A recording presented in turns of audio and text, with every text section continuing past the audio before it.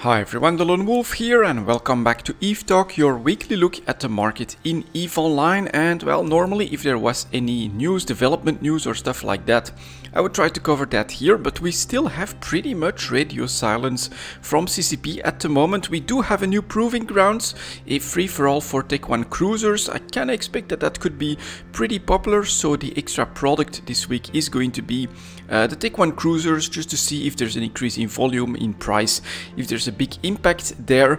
But for the development news, we still don't really know what CCP is planning. Now, I'm not too worried. I think there is a pretty logical explanation, and that is that the last couple of weeks to months have actually been filled with lots of release hype from other games, like we just had the new leak for Path of Exile launch, for instance. Cyberpunk, of course, really big hype, then lots of controversy, lots of problems, bugs and things like that. So and honestly, I also noticed that for the first time GGG very explicitly said we are moving our release to January so that we can get out of the way of Cyberpunk. And so you have this weird place, I think, at the moment for developers, that they're really trying to find the best window in order to try and create some hype on news about their game. And maybe CCP is trying to find the right spot for new announcements. Still, dev blogs and things like that would definitely be welcome. As always, we'll take a quick look at the new Eden store and see if there's anything special happening here. So we get some bundles front and center. We have the Zakura, how would you pronounce that, Shumiyu skin for a little bit of everything, battleships mostly it seems. Those are bundled as well. And let's take a quick look at the services. We don't have any sales to spot over here. So that means that we take a look at the first category, plex and stuff, and that's gonna come in at 215. Like that. Alright, let's take a quick look at the plex prices, and first of all we'll start with the chart. Now, the first part of the decline, I think we can say that that was a sale that was happening for plex. So really interesting part of the chart here, I would say. First you have a volume increase that actually increased the price of plex, and then you had a volume increase that actually decreased the price of plex, and that is because they were two different kinds. The first one was a discount on the 30-day Omega time, so you could just basically pay less than 500 plex back to CCP in order to extend your account with 30 days, and so that increased just the demand but not the supply. And after that we had a sale on plex itself, so you could get them for cheaper from CCP, and that increased supply but not demand, and as a result we have this nice upwards swing for just a couple of days that was really sharp. And then now we have this decline that basically landed at 2.5 million, where demand started to pick back up because it became so cheap. And so we're talking in GTA itself 2.6 million for the sellers and less than 2.5 million for the buyers. This is also competitive on the seller side with the player-owned trade hubs, and apparently Perjola Anchorwatt is also, you know, trying to establish itself a little bit and has some plex sales that are going up there as well. And then here we have the buyers. They go up to just 2.5 million in the Tranquility Trading Tower. And again, you can see this competition between the Trading Tower and the Anchorwatt in Perjola that's happening over here as well. So very interesting attempt over here. I'm not sure if anyone knows who the parties are that own these two markets, and if they're different, that could eventually of course lead to some war, I think, because it is pretty strong competition that seems to be happening. Next up we have the multiple pilot train certificates that are mirroring the plex situation as well. On lower volumes we are going down in price to less than 1.3 billion on average. It's still 1.4 billion for the sellers in GTA. We go down to 1.3 billion in the Tranquility Trading Tower, so that's a one jump that can save you a lot of risk if you're interested in buying a training certificate. And then the buyers are at around just a little bit above 1.2 billion million, so still a sizable margin between sellers and buyers, but pressure on the price for sure. The skill extractors next have that very similar chart, of course. As plex became cheaper to acquire, so did the skill extractors, because of course there's this one-on-one correlation between plex and skill extractors. You can exchange them, and as a result that increased in volume as well, increasing the supply and thus decreasing the price. You get this little bump as well when plex went up, but it's a little bit different. It's not as sharp, and you don't have big volume response here for the skill extractors. Very logical, of course, because the increased demand for plex was because you wanted to just cash them out to CCP now, as you got more bang for your buck, and that did not correlate to what you could do with skill extractors, of course.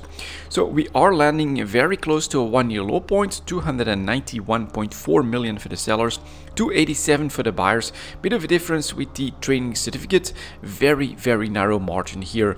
4 million ISK on something that's worth 290 million is quite a narrow margin between sellers and buyers. A sign that, you know, it's probably testing a bottom, but you never know. We've been here before, and we've seen other products where this is just stalling the inevitable, and more pressure could mount and could then crashes down even further. On the other hand, holidays are over, it is the new year. If CCP slows down with the sales on this category, we could see skill extractors start to make a comeback from this low point as well.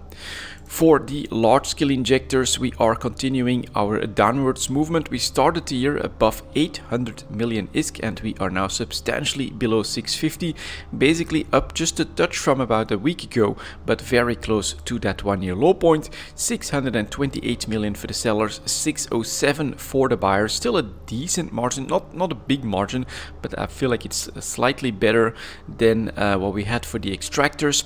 And here, this is really a tough choice. If you are on the idea that, yeah, CCP may also slow down the SP that you get for like daily login rewards and for events and things like that, you could start to see a comeback. We would also need to see inflation in plex, but we could be primed for both, of course, and then this would be the perfect time to buy. On the other hand, this one-year trend can be quite worrying, and well, the uncertainty certainly still holds true with us not getting a lot of news, and CCP's plans so far having been to really shake things up, and that has tended to decrease the demand, I think, for instance large scale injectors, as you don't come into the game and you can't really decide that, okay, another carrier pilot would be pretty much the most efficient thing that I could do, so I'm going to just invest in that pilot to get him out there as quickly as possible and try to get a return on my investment. To get a return on an investment for large scale injectors is, pretty risky at the moment. Then we have the small scale injectors that are also in the same place, except today's daily average seems to be closer to 130 again. Sellers are at 127, buyers at 121, so still a ways to go, but pretty obviously also very cheap. And we have this one-year chart that starts at 170 million, and right now we're selling for 127, so that's a pretty sharp or pretty large decline as well.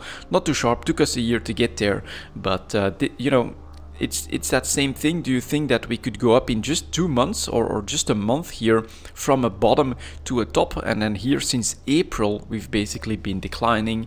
I don't think we'll see a mirror of this chart in the upcoming months and see a plateau up to a high point in February and March. I don't see that happening from here. It would be a little bit too sharp, so be careful with what you do here.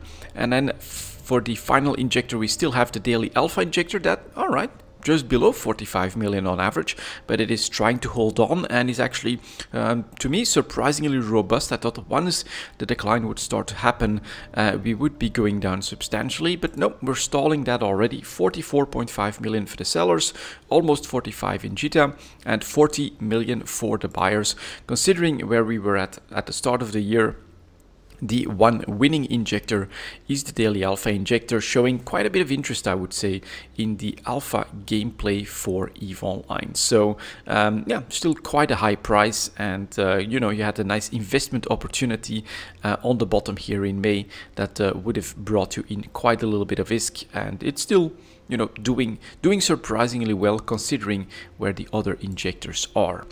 Finally, we've got the hypercore that is crashing down for some reason. We do have big volume spike here and then increased volumes for a couple of days after that. I'm not really sure what happened. I think this is going to be like a sale or something like that.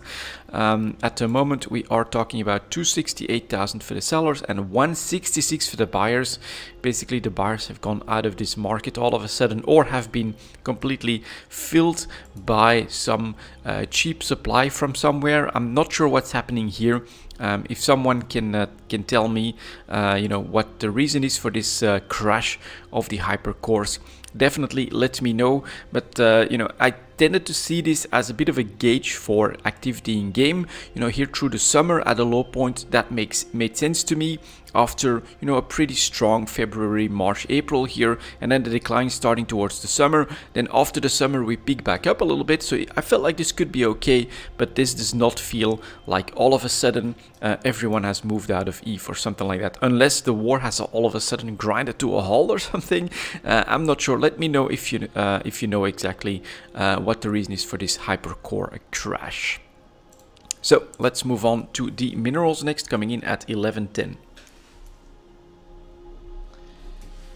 There we go. As always, we'll start with titanium, and you saw it probably on the ticker as well. Pretty big move down for titanium, moving back to, I would say, the lower end of the range at around 6.40 ISK for the sellers. Buyers are coming in at 624, and you can see here though that we could go back up decently quickly, but there's hundreds of millions of units that are coming in here, 300 million, 250 to 207, but we are going from 645 to 670 in just one page, and then after that, you know, we head towards that 7 ISK decently quickly. So that seems to be the band in which titanium is moving at the moment, between 6.4 and 7 ISK. We tend to have this meandering movement. It's actually percentage wise pretty sizable. Sometimes we have really big volume days happening here as well. I'm not sure if there's like really trade potential in here, but for miners and sellers, I do think that there is timing potential. Basically, you can feel like, all right, we're approaching 640, so we're basically slightly oversupplying the market, but eventually Nozick is gonna grab onto that billion units that they need here to push the price back up. And if you see that happening, that's the right time for you to come in with your sell orders and basically try to sell decently above 650 at a decent bit, as close as possible basically to 7 ISK. We'll see if I'm right on that, and by next week we should definitely start to see a turnaround here. The chart looks like it's crashing down, but honestly I feel like, you know, it's one at 645, one at 649, then we're already above 650. One big buyer comes in, we're back at 670, and I think that increased price could then all of a sudden push us back towards 7 very quickly. So let's see if that is correct, if that is the range, and if we are starting to see basically this supply demand game take hold in the titanium market, which could help, you know, if we can recognize that, which could help us decide on when to sell our titanium for the best price. Pyrite is actually dropping back from 20 ISK, so we had a couple of weeks at the high point above 20, which was pretty damn impressive. We're back at 1742 for the sellers, 17 ISK for the buyers, so a little bit of a pushback here. You can clearly see that we have increased supplies. Last 24 hours, almost a full page with 117 million, another 70 million, another 70 million up here. And again, same story, this one page declines the price from almost 90 ISK to 17.4, so there's definitely a little bit of quick supply, trying to do a quick turnover on some of these supplies happening here that has declined the price. So again, you could be a little bit patient and hope that this comes back towards 20. It could happen on not too much demand, but who knows. This is a second one, of course, that pulls back after each other. Let's take a look at Mexalon then. That one, you know, not really. It's plateauing at another high point, so you can clearly see here that over the last year, basically, we went from a little bit above 50 to the current range of 142 ISK for Mexalon, 129.3 for the buyers. And you can see here, nice step up, another step up, a little bit of a lull here in August and September, but then higher, higher and higher. Mexalon, you know, definitely I think regaining its status of being a real bottleneck in Nosik production. If they want to have all their factories go all out, they need to import Mexalon. And for this week, with the decline in titanium and with pyrite, Mexalon sources are definitely your focus for mining in HiSec at the moment. Very nice price, historically speaking, incredibly high. I think 70, 75-ish, I think I would consider a normal Mexalon price. So this is definitely one of the biggest winners, I think, especially for HiSec, of the change that CCP has done. The resource drought, the need for Mexalon is there. Mexalon had actually been able to defend its price range quite well throughout the resource bonanza, and so now we're paying a pretty big premium if we're consuming Mex. After that, we've got the Isogen chart, and that one is declining again, also breaking through the 40 ISK barrier. It's been support over the last couple of months.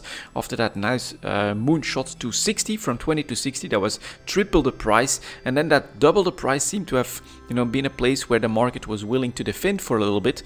But now here at the tail end, we're definitely going below that. 36.50 for the sellers, 36 ISK for the buyers. Pretty narrow margin. Still sell orders of 139 million units, another 40 million units here, another 40 there, coming in. Not too much in the last 24 hours, so may still be a little bit of inertia basically from a couple of these big sell orders, but clearly another increased supply that has decreased the price happening in the mineral market.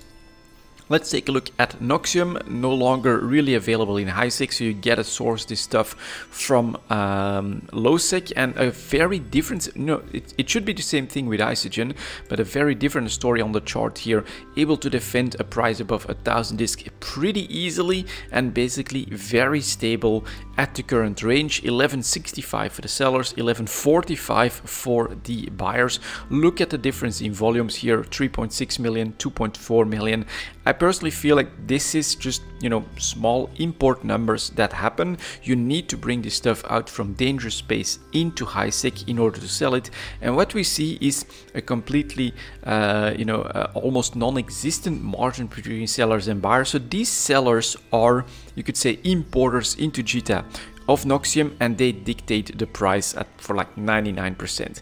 They are the ones that decide what the price range is, and so they're able to keep this very stable at a price they are happy with. And so we have this massive premium, this gain of quadrupling the price since the start of the year, and a market that pretty easily defends that price range. Is far more stable than Isogen. I'm still holding on to my theory. Definitely let me know if you have a different perspective on this, because it would be interesting to know if I'm making a mistake here. But my theory is that Isogen numbers in volumes should be below Mexalon numbers in volumes, where the highs are 20 million. Here the high is still 130 million, not a 40 million. Once this is absorbed by the market, then we should see a really big increase in the price in Isogen, when only freshly made Isogen, fresh supplies, which have to come from low-sec or null-sec pretty much, are going to take this over. The margin is already pretty thin here, so it's definitely people that sell that are able to dictate the price, but there's just still so much selling happening, and I don't think all of that comes from fresh supply. Now we still have this really decline in price from its peak of 60 ISK, whereas Noxium did go up to above 1250, but is now very easily able to maintain like 90% of its increase in price, and Isogen is actually giving back a lot more ground here.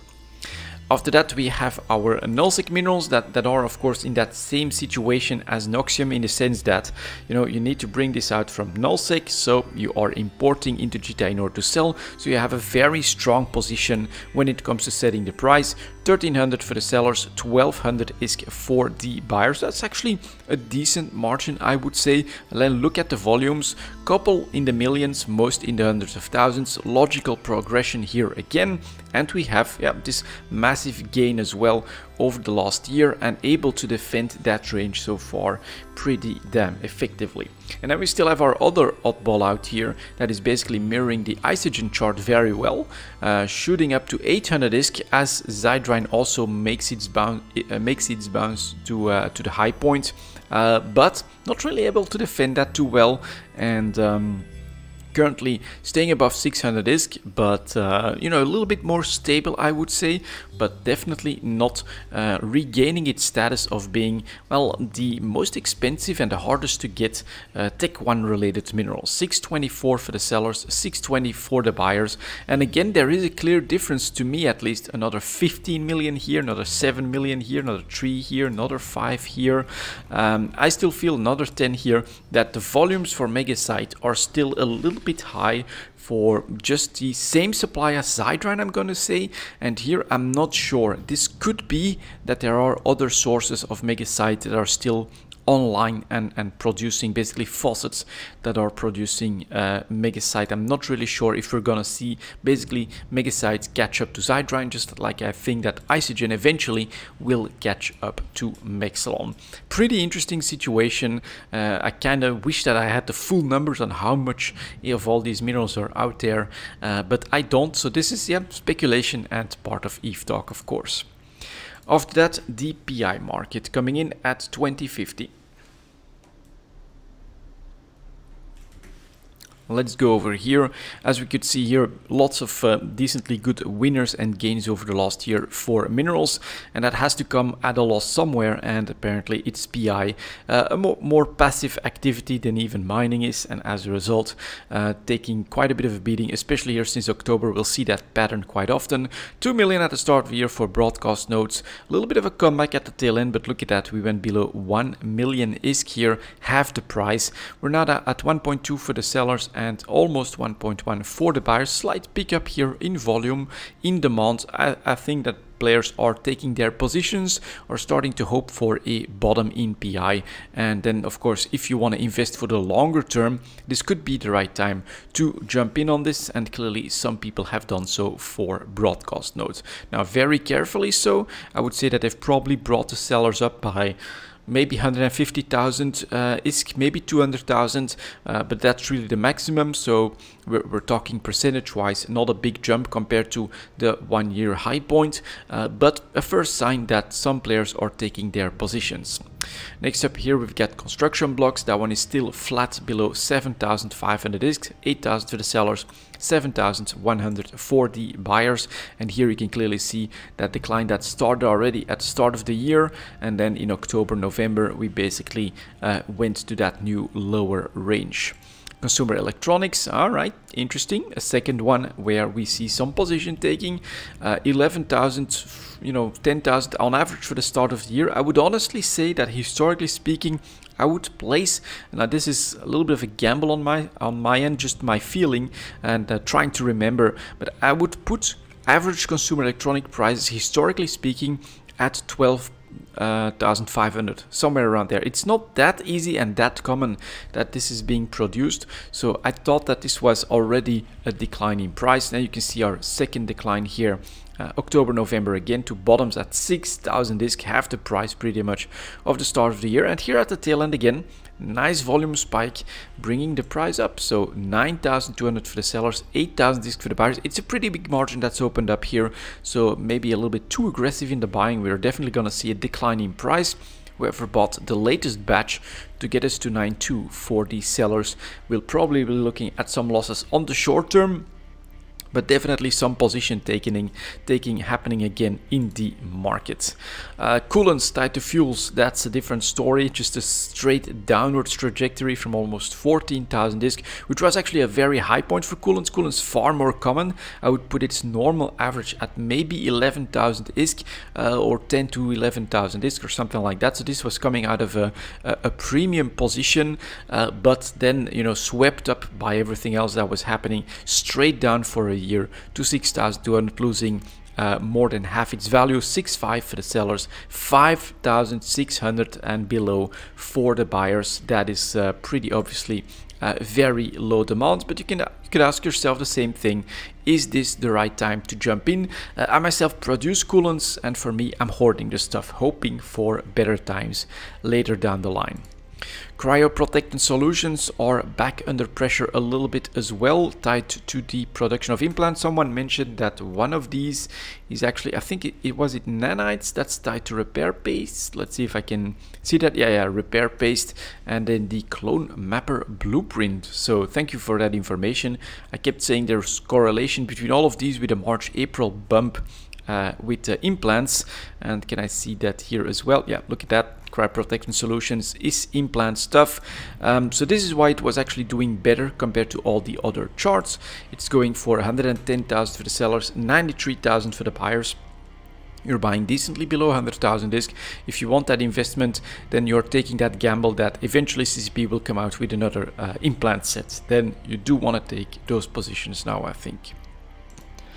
Enriched uranium tied to fuels, so that's another pretty bad chart. That starts at 15k and is now also well below half that price point. 6,650 for the sellers, 6,400 for the buyers. So we're starting to reach a market that says this is the bottom price. We've been there before.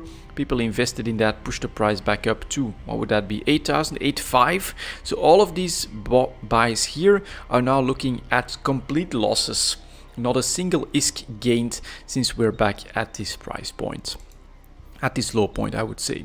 Integrity response drones, interesting. Advanced PI materials tied to the construction of structures at the moment. Also starting to form a bottom, slight upswing in the volumes as well. Are we back above 1.5 million? Yeah, 1.6 for the sellers, almost 1.4 for the buyers. I'm seeing this kind of a renewed interest here, and very interesting.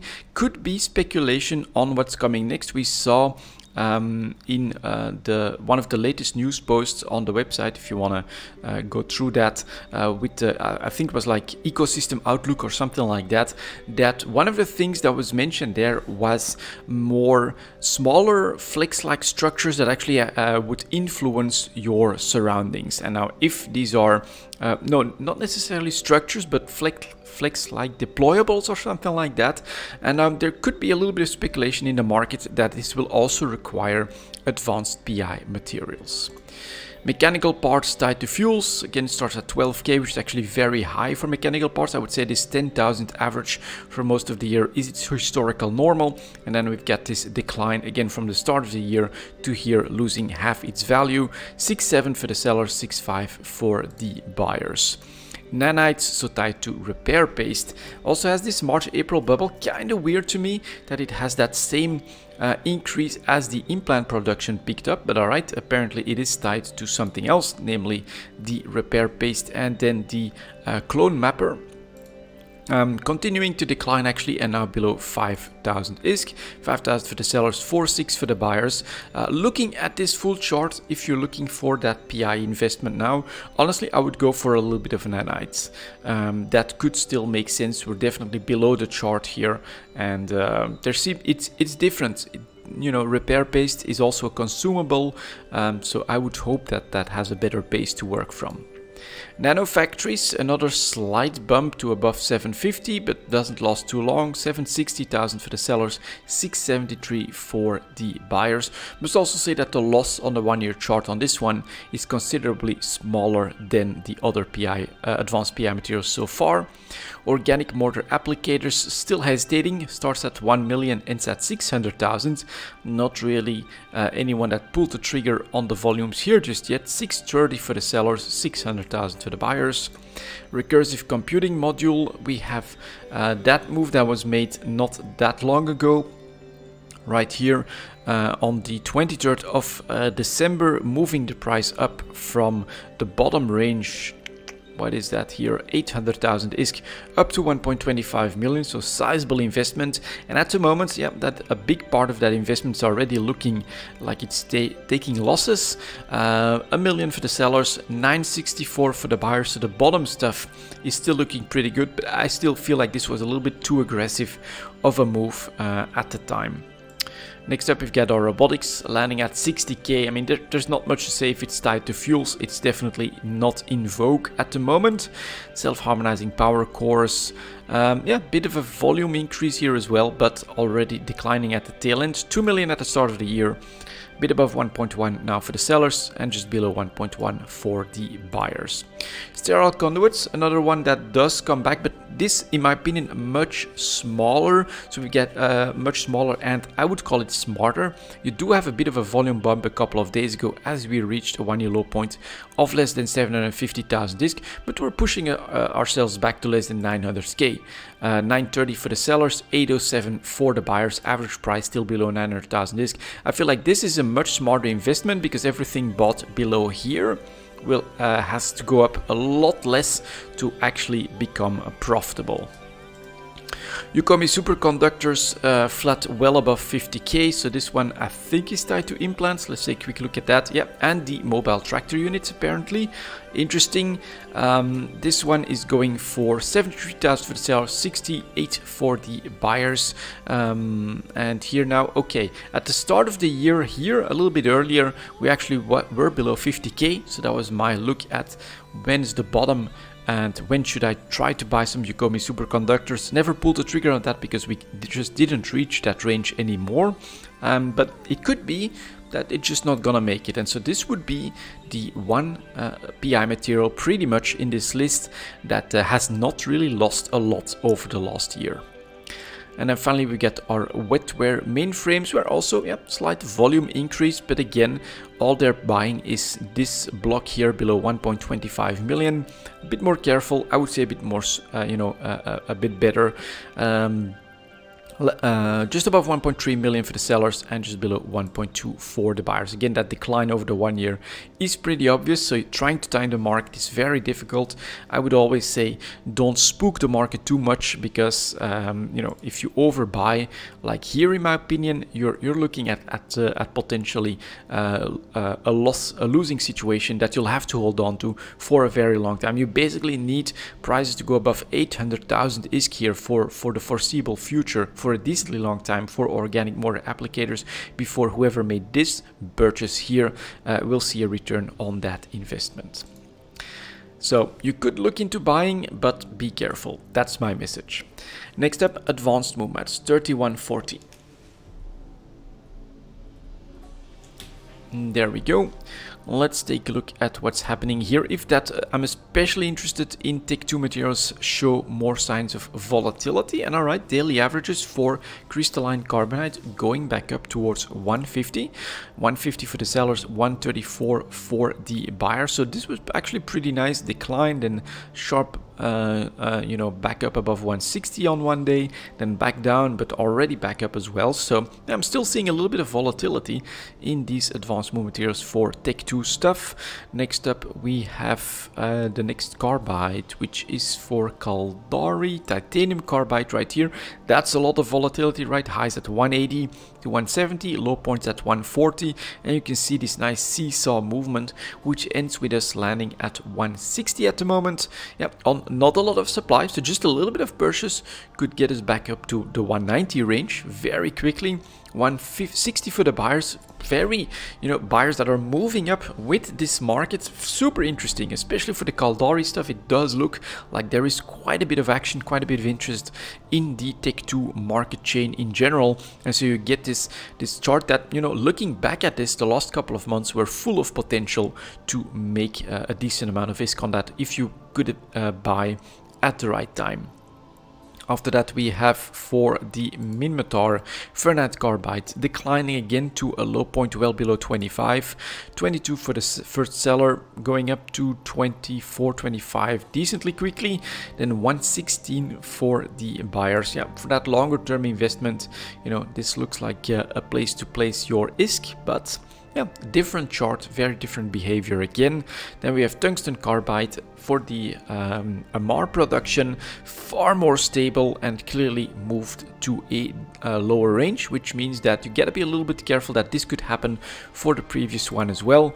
150 for the sellers, 133 for the buyers. It really looks like the volatility so far is in the Caldari stuff, and potentially a little bit in Galente as well. Let's take a look at the metamaterials next. We have for Galente photonic metamaterials far less volatile, I would say, but trying to crawl out of the hole. Start here at 15k, able to defend that pretty easily. Then we have declined to a new range above 10,000 disc. Now we're at 12,000 for the sellers, 11,260 for the buyers. Definitely below average for the year, but a couple of steps up here are starting to be visible. Then we have our nonlinear for Caldari, far better on the 1 year performance, of course, starts at 22.5 on average. And that's now the higher range, but the loss is clearly less significant and pronounced than for the Galente. And again, a bottom here at almost 17,500 disc and high points at almost 25,000 disc. That's almost tradable here as well, and not as volatile as the base material, but it's there. 21,000 for the sellers, 23.50 for the buyers. This is also very noticeable in the Caldari one. Super narrow margins, basically buyers that feel forced to move with price changes very aggressively. Then we have our Minmatar metamaterials, far more stable, and again above 20k for the first part of the year, well below that for the next part of the year, so that move to a low range to 15k on average clearly has happened here. 17.6 for the sellers, 15.4 for the buyers.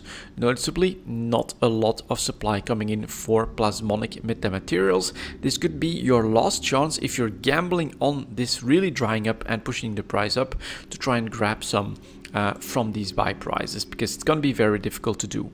And then we have turrets for Amar after reaching a 1 year low point of 12,500, which was pretty much half the price of the Caldari one at the time. We're moving slightly back up to 15k, but again above 20k. 15k as your new range. Unfortunately, quite a bit of a loss here. 15,760 for the first seller, 15,000 for the buyers. So quite a bit of difference, and it really does, to me at least, look like the Caldari stuff is winning out. Galente still has some potential and a little bit of volatility, less than that, but then we have both Minmatar and Amar far more stable and moved to a lower trade range.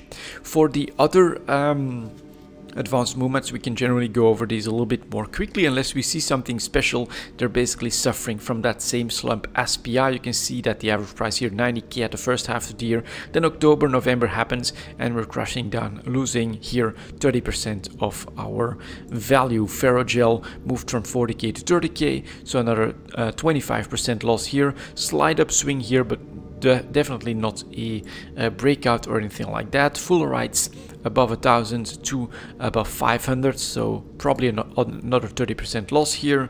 Hypersynaptic fibers, basically I think early losses. One of the early losers in the advanced PM tiers was already in quite a depressed state, which meant a little bit of volatility as the others did a little bit better, but eventually you break that back and we are now moving in a range below 10,000 disc, so still looking at losses. Nano transistors 5 to 6k, now it's basically, what would it be, 4k if we're lucky at the high range. So here that's almost with a high range loss of 50%. That's quite significant. Phenolic composites 2,000 to 1,250, and then finally ceramic fibers also 450, and now currently bouncing off that 300 decently predictably, but only moving up to 350. Well, that's actually a decent range, you know, if you look at a chart like this. If you can buy below 300 disc, which at the moment you can, 285 for the buyers, 330 for the sellers, and then you can try to sell at some high points at around 370 or something like that. You're looking at a decent profit. That's interesting. The first one where we seem to have predictable low bottoms and actually enough volatility to make trades into. Ceramic fibers. I'm gonna actually take a quick look and see what that's used for. Capital stuff. Okay, that kind of makes sense. Sustained attuned units, so quite a bit of use here. Let's go take a quick look at that one then.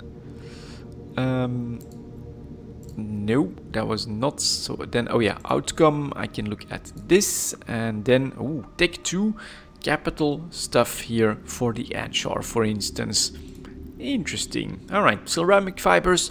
I may actually have to look into that because that's actually tradable. That's interesting. This volatility here in the last half year can make you some ISK. Let's take a look at the impact on Tech2 ships next at 39 minutes. There we go. Let's get started. Here is the Basilisk Logistics Cruiser. You can see on this here, honestly, usually I can do really well trading in logistics cruisers. High at 240, bottoms at 190.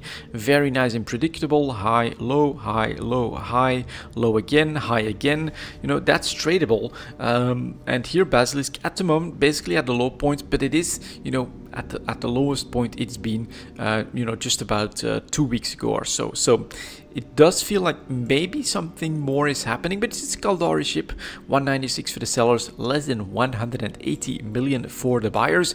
And if you believe that, yeah, the Caldari production cycle has not gone down the drain, honestly, with the volatility that I'm seeing, I don't think so, then your potential upswing is to like 240 million ISK from 180. That's quite a nice gain potentially. Now, as always, you know, when I'm starting to edge towards that looks like a good buy opportunity, be very careful. I would never honestly myself buy more than one Basilisk at the time to try to trade with. Cerberus showing that, yeah, the Caldari Tech2 market is definitely alive. When it was at the bottom of 200 million, you can see how we've been there before, and then it shot up to 280. Very nice trade. It gets filled very quickly. I think the lack of volatility in the last couple of weeks to months in Tech2 has made people very hungry for these trades. 250 for the sellers, 189 for the buyers. Buyers really not budging on all of this, but potentially you can see here that this was a very nice trade going from 200 to 280 million ISK. Nice profit margin, I would say. The Guardian for Amar, kind of mirroring its base material chart a little bit more, moving to that lower range on a lack of volatility, at least in my book. 170 million for the sellers, 164 for the buyers. Now, eventually, I do feel we're gonna hit a bottom. Trying to time that is very difficult. So if you want a Guardian, I wouldn't blame you. I actually have one. Do I still have it here? Yeah, which I bought at 184. Way too early. Here I have to make a decision. Perhaps I try to buy a second one at like 165 or even 164 to try and get that average price back down. But I do think getting a Guardian eventually, you know, could really be a profitable trade, but we need more patience apparently in the Amar section. Then our stealth bombers have always done decently well. Here is the Hound. I like that, right? 25 million on downside, 35 on the high. Buy, sell, buy, sell, buy, sell, buy again. But then, right, second half of the year, it's just not really happening anymore. We have here, that's a tradable move, but takes more than a month. So very hard to actually make that one happen. And at the moment, the Hound's going for 23 million for the sellers, 20 million for the buyers. So, you know, basically close to the bottom, but not there yet. Honestly, you could have bought Hounds for less than 20 million right here. So be careful with what you're doing here at the moment. We may be looking at a lower range, and then if volatility comes back, we're probably looking at buying well below 20 million and selling close to 30 million as our new trade range. That's my gut feeling on this one. Ichthyorsa for the Triglavian, still very expensive, but at least pulling out from that 900 million high point, and is currently selling for 824 on a bit of supply, 771 for the buyers. For a cruiser, that's quite expensive. It is quite unique and pretty powerful though. Something that's also pretty powerful is the Ishtar, and it's climbing back, all right, making its way back to 200 million ISK. So here we had a bottom with less than 180 for the buyers. Now we're at 196 for the sellers, 183.5 for the buyers. So slowly the Ishtar is regaining a bit of value.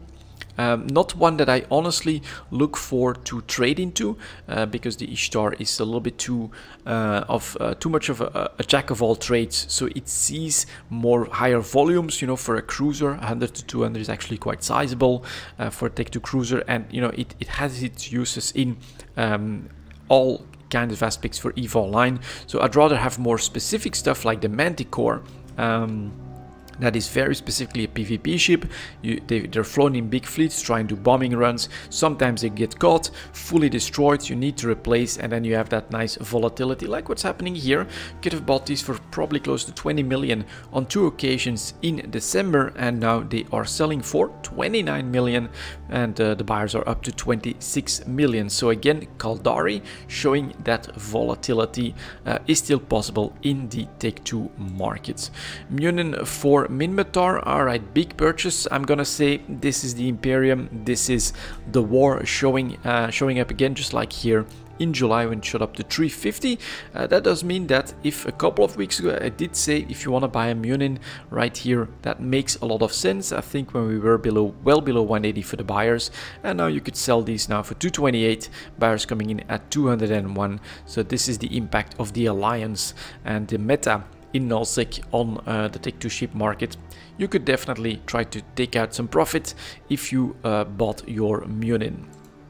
The Nemesis, alright, still a nice wavy chart, but again that worrying thing right here, we were up to 30 million and then we declined down to 20, when before going below 25 million indicated this is the right time to buy a Nemesis, and then you can easily go up above 30. Again, think that we are starting to move at a lower range, and unfortunately the volatility in the last couple of months, I mean here the last one is pretty good, right? Let's say that the average price here at 20.6 million, so you could have probably grabbed one for 20 million, and then we have a volume increase and we are currently selling for 26 million. It's still not great, I'll be honest, but at least there is a trade to be made there with like 25+% profit on anything you bought below 20 million.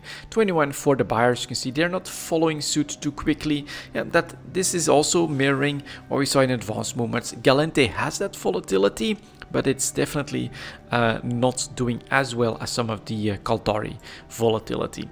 The Oneros, alright, that's interesting. One that I thought was really, you know, down the drain, which is basically what the Guardian is looking like now. Months and months of struggling, not showing any signs of life, basically.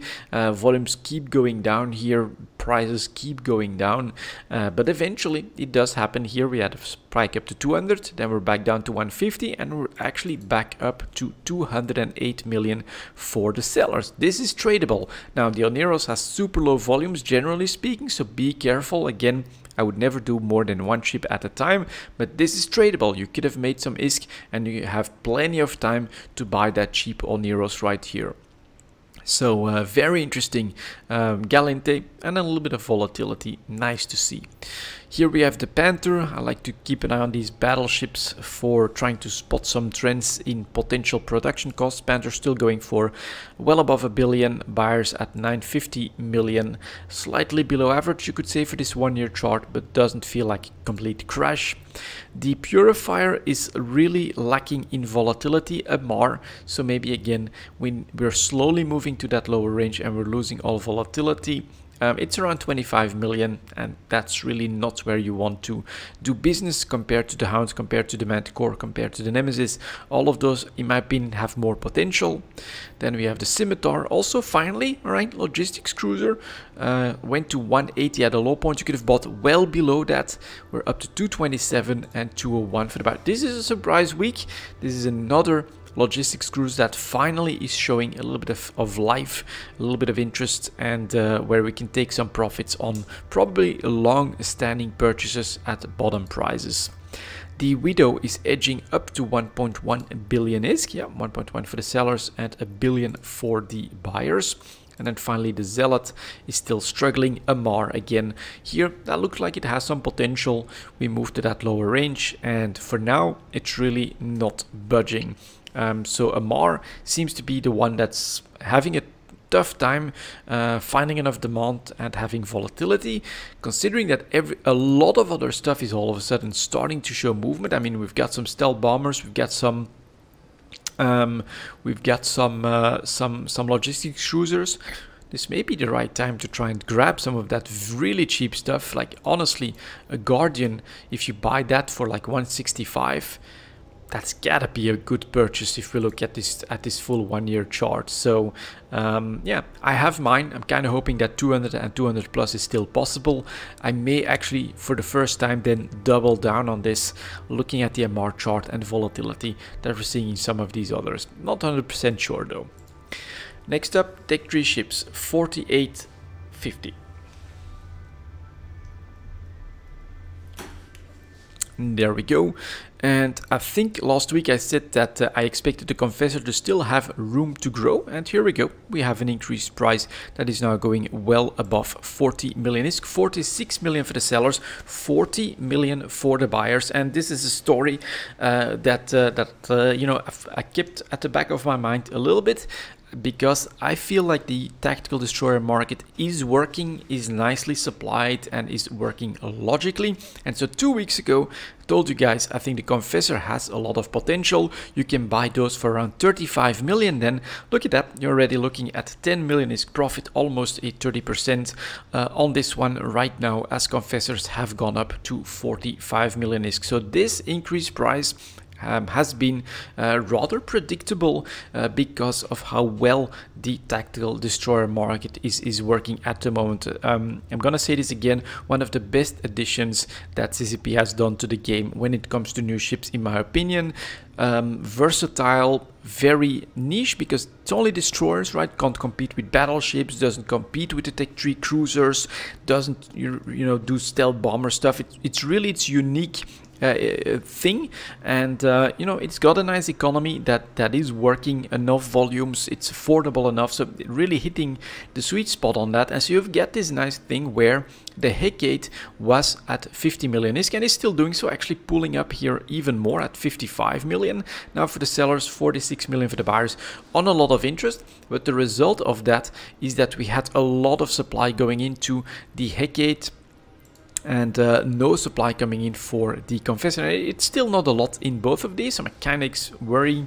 I'm kind of curious as to what's going to happen with the Confessor. But you know, this was happening, right? We had the Hecate at 50 million. It was drawing in all of the supply. The Confessor was drying up. And so when this one was still below 40 million, I said, all right, that's the move. Why? Because the Jackdaw was already moving its way up above 40 million substantially as well. And you can see now it has landed at that 45 million range as well, 41 million for the buyers, and this is where we have a lot of supply. So the Jackdaw is not moving anywhere. It's probably going to stabilize everything at that 45 million ISK range, but that gave the Confessor the breathing room that who was going to bring in Confessors when you could at less than 40 million, when you could bring in Hecates at 50 and Jackdaws at 45. So that is why this was a predictable move. And then the Svepel was actually also above 40 million, and that just, you know, cemented that opinion for me that, yeah, if you could buy then for the Confessor at 35,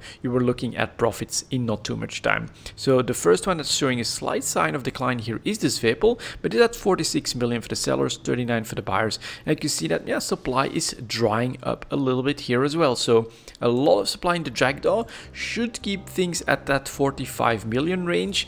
Hecate's at 50 on not a lot of supply. Confessor is already at 46, but still I'm not seeing the supply here.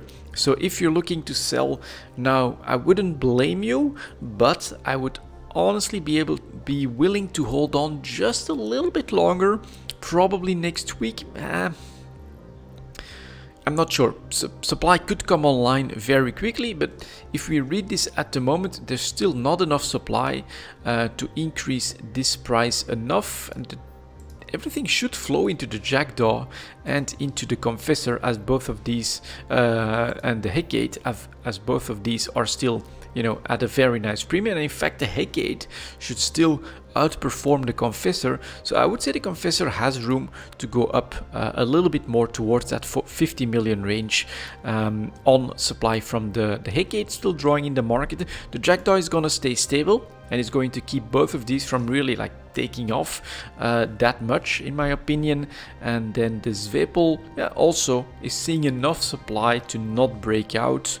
I don't see this one go any higher. So if any price is going to go even higher, it would be the Confessor on more supplies coming in for the Hecate to keep this from continuing to explode. And honestly, since the Jackdaw is still going that cheaply with like 1,000 chips here almost, that should not happen. I don't see the Hecate breakout that much higher at this point. So yeah, that's it for the destroyers. Honestly, if you followed that, you could take your profits right now. I certainly wouldn't blame you. If you're feeling a little bit more risky, and I myself am not 100% sure on what I'm saying here, where this was predictable, a further increase in price towards, you know, just below 50 million is a little bit harder to see, but it could happen. I think the Hecate is going to make that happen because of its increase in price here, but I could be wrong on that. But then hold on to it and try to sell for a little bit more. It could happen. Next up, we have the cruisers. Here is the Legion, back up substantially, 280 million all of a sudden, 178 for the sellers, 165 for the buyers. I don't think, did I? Yep, I sold mine for 182 actually, or am I still trying to sell it? I'm not sure. I think I sold it actually. I think it's gone, but I'm trying to take my profit on that Legion. Then we have the Loki, completely different, stable at its current range of around 175. Then we have the Proteus, another different story. Went back down, is basically stabilizing at a price of 163. And then finally we get the Tengu, that is now stable at 180 as well. Yeah, it says 180 on the chart, and then we have supply coming in that's actually crashing the price right now down to 166 here for the Tengu. So next week we'll see a pretty sharp decline in the price here. On the cruisers, I don't dare to make these kinds of predictions because the volumes just allow for a lot of manipulation, and I think that actually happens quite often in the cruiser market. If you have profits, I would honestly sell on the cruisers. I would not be buying just yet. We need to see much lower prices. Potentially that can easily happen. All right, for our final product, we were going to take a look at the Tech 1 cruisers because of the new proving grounds coming in at 55.40. So there we go, and then we go for ships, cruisers, standard cruisers. Let's take a quick look at what's happening here.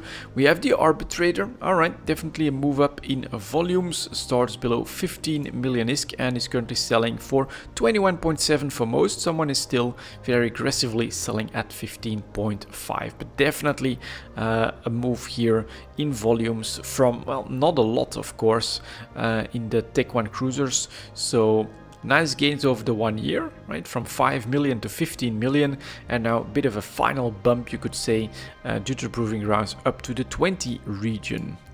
Augurer, yeah, that's not gonna be a solo PvP ship that much, so we just have the mineral gain here and no proving grounds bump. Then we have the Mauler. Mauler is seeing that proving grounds bump. Look at that, very nice volumes up to 250 all of a sudden. Same thing, almost 5 million to 15 million and currently selling for 23 million ISK. Yeah, those proving grounds, honestly, for manufacturers, if you're ready for them, then you can make a lot of ISK from that. Here is the Omen, nice volume increase as well. Again, 5 to 10 to 15. We actually declined to 10 million again, but currently selling for 33 million. Everyone wants that Omen to go into the proving grounds. It seems we are lacking supply. If you can bring those to the market quickly, you're looking at really nice margins. Some are doing all right. Let's see what Kaldari is looking like.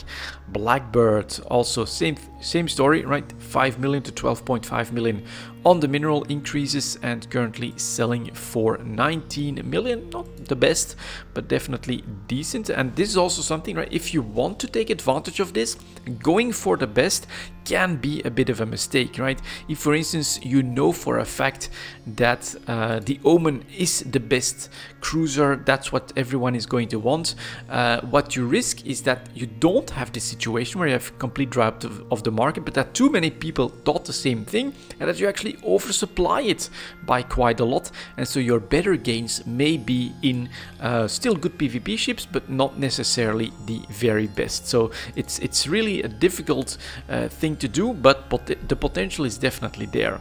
I think the Caracal would have been expected to be a pretty popular one, right? Shields, missiles, very easy to do, but look at that. We do have a volume increase, and the price is at 26 million, launching from 17.5. It's definitely decent, but that Omen is definitely still doing better than the Caracal.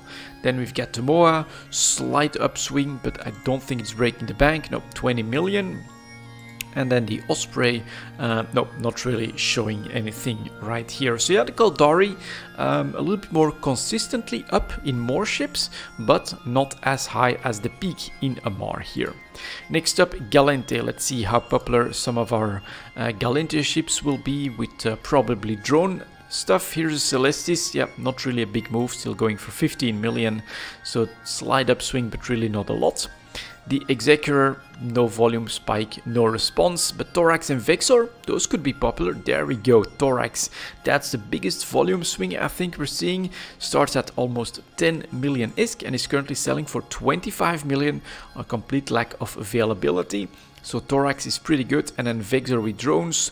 Alright, a little bit unexpected to me. Does start at 17.5, just like with the Caracal. Volume-wise, not that great, and going for 25 million. Basically, Vexor, Caracal, I would say those would have been my top picks as well, but starts higher already. Does go to a pretty high price as well. 25 million is not a bad gain, but both of these doing less good than the Omen percentage-wise, and probably not as good as the Thorax as well, looking at where this one started. And then we still have our Minmatar cruisers. Here's the Bellicose, you know, very nice increase as well. Starts at 12.5 million. I think here price points can make a difference. Bellicose going for 14 million ISK, so not a lot of gain on such a big volume spike. Then we have the Rupture, very nice volume spike as well. Starts at 15 million and is currently selling for 17.4. So big volume spike in Minmatar. Not really a big price response just yet. Scythe, nothing to report. And then finally the Stabber. Nice volume spike, starts at 15 million and is currently selling for 21 million. So the Stabber doing quite okay, I would say, yeah. Very interesting, clearly an impact on potential prices for the Proving Grounds once they are, in my opinion, this is really my opinion here, affordable, accessible. So Tech 1 cruisers, Tech 1 destroyers, frigates, stuff like that is where you're gonna see a lot of activity. Once you go into the organize a fleet of 3 to 5 people with battle cruisers, I think you're gonna have a tougher time. But these are obviously quite nice for the entire player base, I would say, because yeah, miners gonna take an advantage of that, industrialists as well. All of a sudden, the entire product chain sees more demand, we see more destruction, and so you see that impact on the market. With here, I would say, slightly surprising winner, certainly percentage-wise, starts at 10 million ISK and is currently selling for 35 million ISK. It is the Omen, where you know, some producers should have looked at if you're looking for that big bang for your buck. So there we go. That's gonna be it for this EVE talk, guys. Thank you very much for watching, and as always, I'll see you next time.